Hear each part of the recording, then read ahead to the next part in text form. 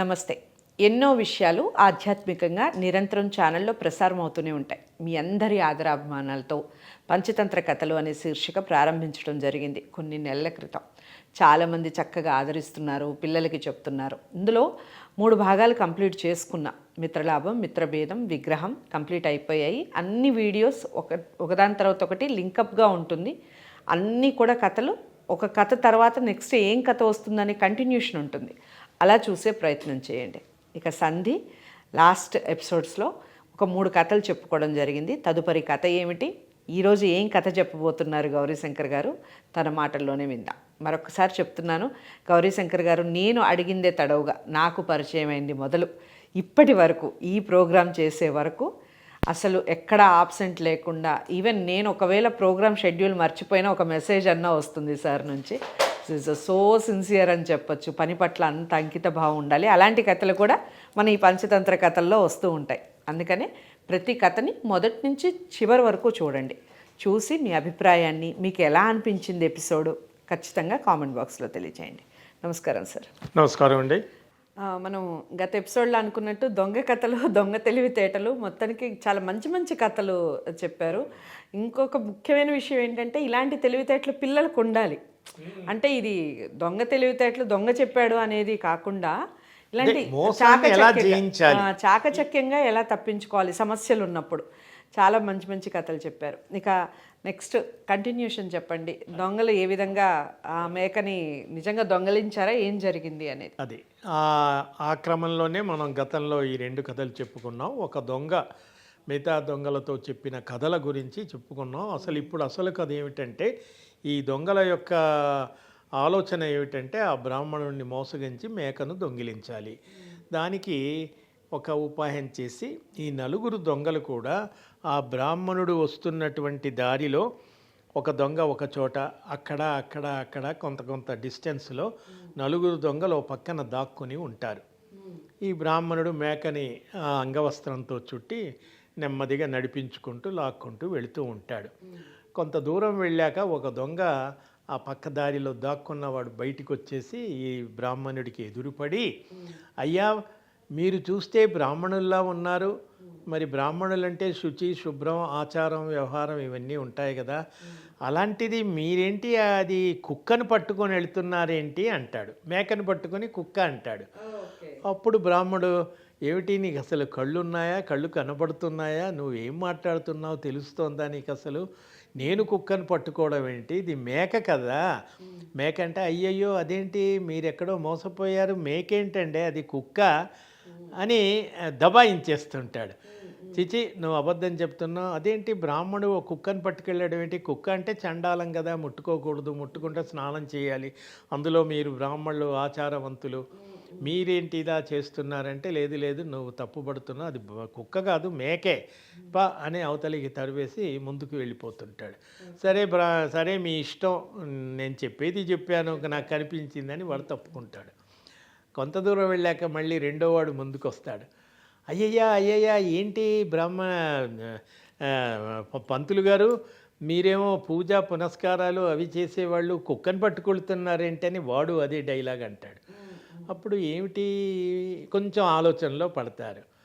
అప్పుడు ఏంటి వాడు కుక్క అన్నాడు, వీడు కుక్క అన్నాడు, నేను మేక అనుకున్నాను, మేకను పట్టుకుంటే వీళ్ళు కుక్క అంటారేంటి అని చెప్పేసి, ఏది నువ్వు అలాగే అంటున్నావేంటి, లేదు ఇది మేకే అంటే, లేదు స్వామి అది కుక్క, మీరేమిటో తెలియక పట్టుకెళ్తున్నాను, సరే మీ ఇష్టం, నేను చూసింది ఏదో చెప్పాను, సరే మీ ఇష్టం, మీ దారిన మీరు పోండి అని చెప్పేసి వాడు వెళ్ళిపోతాడు.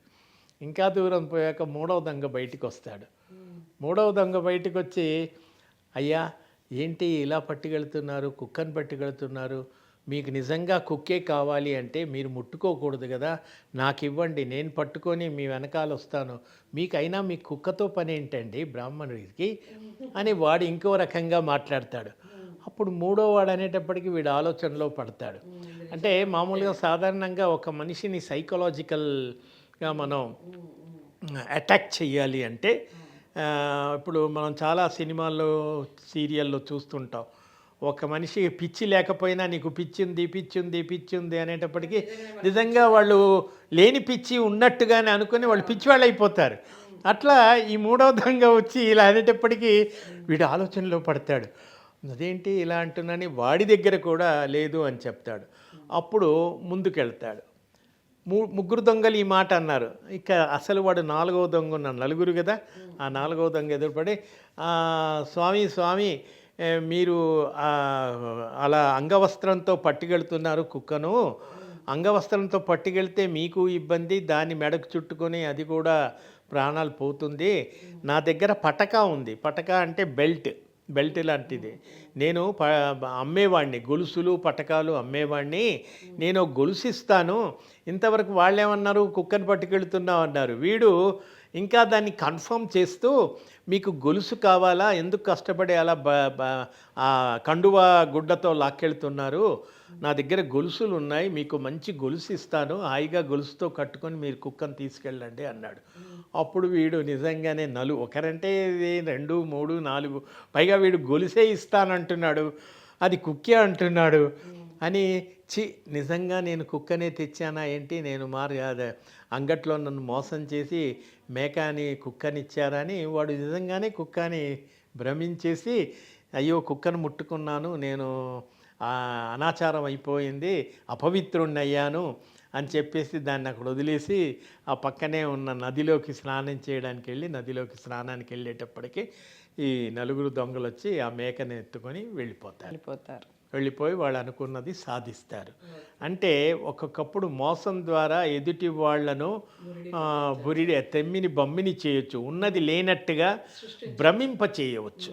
ఇలాంటి సంఘటనలు అప్పుడప్పుడు జరుగుతూ ఉంటాయి. ఇలాంటప్పుడే తాను పట్టిన కుందేలుకు మూడే కాళ్ళు అనే సామెత గుర్తొస్తుంది అని ఈ రకంగా దొంగలు ఆ బ్రాహ్మణుని మోసగించి మేకను కుక్కగా నమ్మించి ఆ మేకను దొంగిలించి వాళ్ళు ఏ విధంగా మరి అనుకున్నది సాధించారు. కాబట్టి ఇక్కడ ఈ కథంతా కూడా మేఘపర్ణుడు చిత్రపర్ణుడికి చెప్తున్నాడు.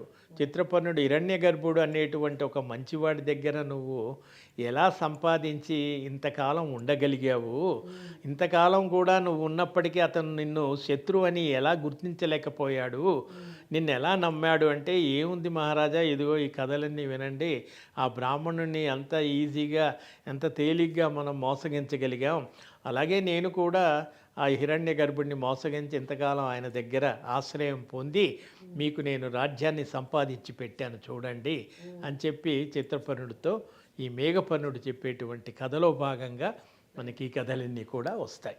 ఓకే, చాలా చక్కటి కథ చెప్పారు. నిజంగా ఇలాంటి సందర్భాలు నిత్యం మన జీవితంలో కూడా తారసపడుతూ ఉంటాయి. మనం ఉంది అనుకుంది అది లేదు అని వాదించేవాళ్ళు, లేనిది ఉంది అని వాదించేవాళ్ళు చాలామంది ఉంటారు. మెజారిటీ ఈజ్ లా అంటారు కదా.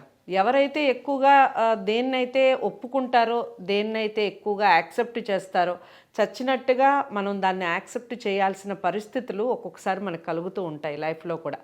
అలాంటి సందర్భాలే ఇప్పుడు ఈ బ్రాహ్మణుడు మోసపోయిన ఈ సందర్భం. పాపం పేకని కుక్క అని నలుగురు అనేసరికి నిజంగా నమ్మేశాడు, తీసుకొచ్చుకున్న మేకని పోగొట్టుకున్నాడు.